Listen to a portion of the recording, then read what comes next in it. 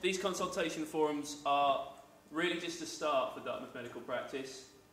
They're the beginning of all the partners and all the staff at the medical practice wanting to talk to people like you, people who use the medical practice every week of the year.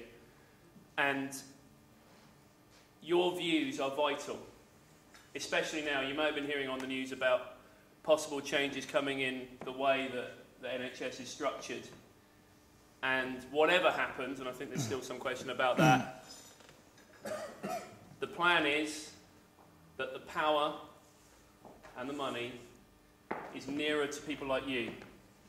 So you will and can have an influence on the way that healthcare is provided in Dartmouth and its surrounding area. So coming here tonight, you have decided to try and help. And for that, we thank you. Point number one I need to make. You may notice there are some cameras around. This is part of the new strategy that Dartmouth Medical Practice are undertaking for communication. Every second of the public forums are going to be made available on the web through the wonderful thing called YouTube. So every second, so if people couldn't be here, they can view it online if they want, or at least get information about what happened through that in a completely open and transparent way. And that's what we're going for here. We want to try and create an honest dialogue with you. So just to say, if you do stand up, I hope you've got some makeup with you. So look fantastic. Good. Okay. What we're going to start off with is a presentation from these three gentlemen here. Let me just introduce them if you don't really know them. Doctors Graham Lockerbie, Andrew Inman Lewis, and Adam Morris. Three members of the 7 partners at Dartmouth Medical Practice. And they're going to talk a little bit about the practice, what it does, what it's done in the past, and what it hopes to do in the future. And I think, without much further ado, we better get going. So, okay. Good evening, everybody. Again, can you all hear me okay? Yes? Right. And can everybody on that side see the screen okay? Excellent. It's a good start. Right. Firstly, the 10 minutes, well, probably a bit less than 10 minutes that I'm going to run through on my slides is really just to give you some facts and figures, some of them boring, some of them maybe not so boring, but I hope at the end of it you'll have learnt something. There'll be some things that you'll look at and think, oh gosh, didn't know that, didn't understand, and that at least it'll provide some ammunition for what's hopefully going to be an informative question and answer, broad discussion session at the end. Then Andrew's going to follow on with another brief presentation, and Adam will finish it up.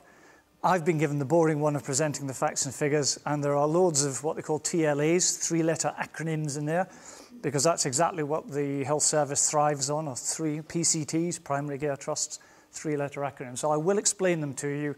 If you see some things on the slide you don't know or don't understand, and I don't explain them, I'm quite happy if you want to stick your hand up and tell me, and I'll try and explain things. Okay, first slide.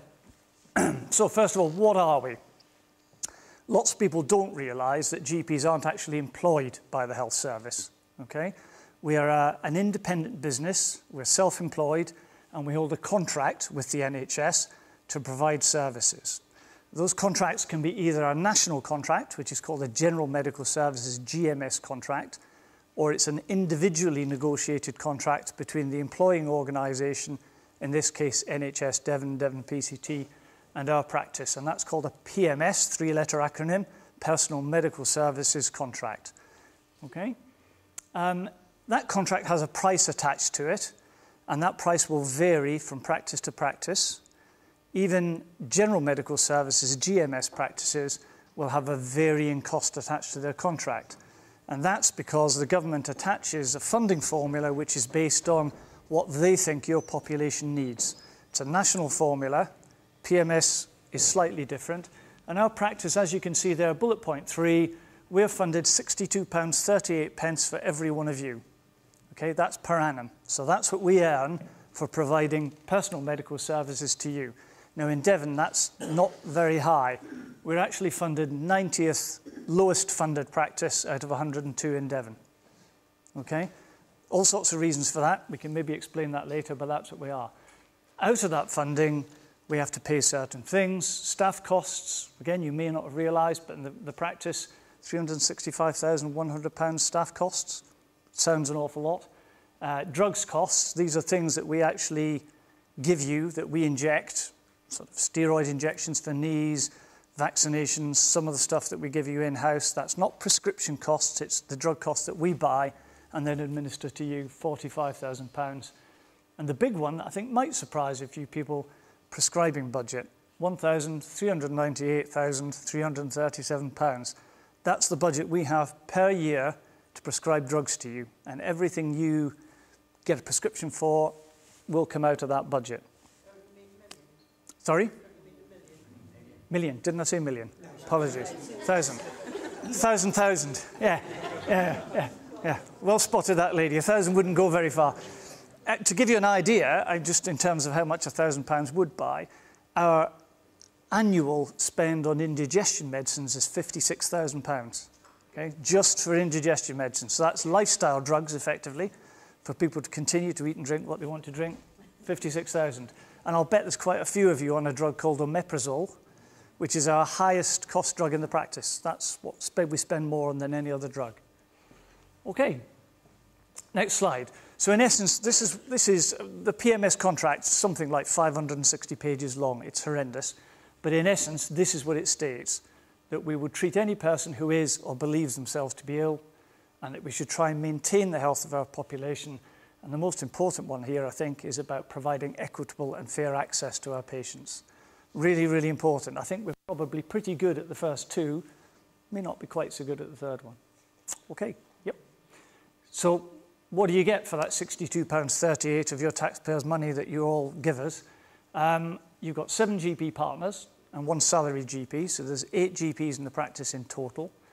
But because some of us work different proportions of our working life there, you've got 6.75 WTE, that's whole-time equivalent, another 3-letter acronym.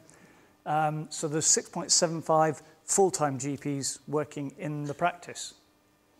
You've got 70 hours of nursing time. Again, don't know whether that surprises you, whether you thought it'd be more than that, less than that. 46 hours of HCA time, so that's the health care assistants. That's the ladies that take blood, do the blowing tests, really help out the nurses, and generally the sort of first entry level in clinical professionals in our practice. Reception and admin, 430.5 hours, although Kathy said she thought, where are you? Is this per week?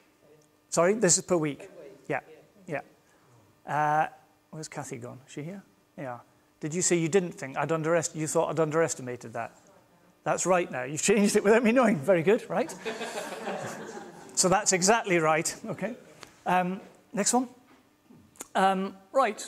So again, what do you get that I would regard as over and above the average Devon general practice? You've got female GPs that specialise in providing advice on female and reproductive medicine. You've got GPs interested in sexual health screening, chlamydia screening, other screening, and sexual health services. You've got GPs that particularly are interested in respiratory illness, so above average ability in that. Diabetes, you've got GPs really interested in diabetes, and GPs with specialist qualifications in dermatology.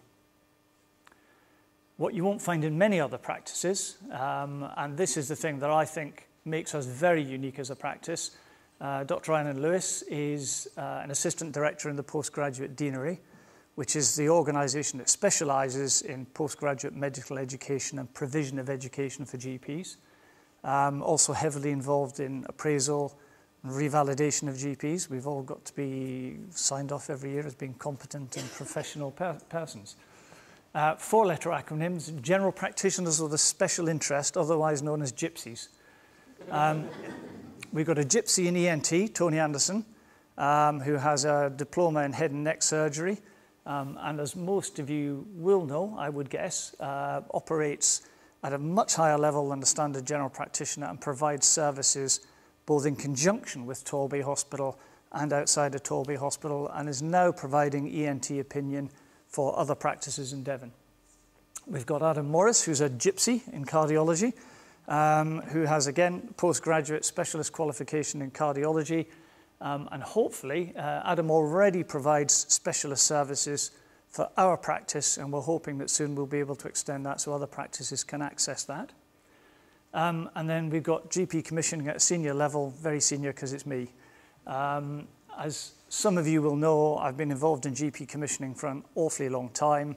I was the chair of the commissioning group before it became a PCG. I was the chair of the PCG.